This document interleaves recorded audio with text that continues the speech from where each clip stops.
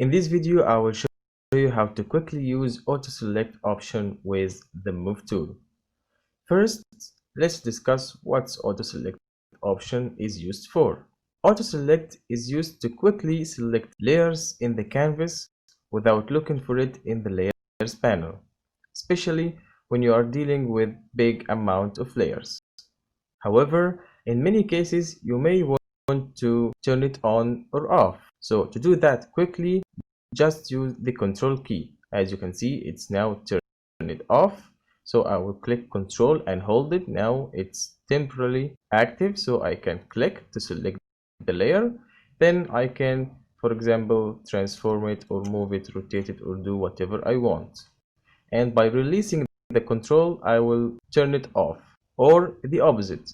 If it's already on, holding control will temporarily deactivate it. So with this way, you will save the time going back and forth with your mouse to activate it or deactivate it.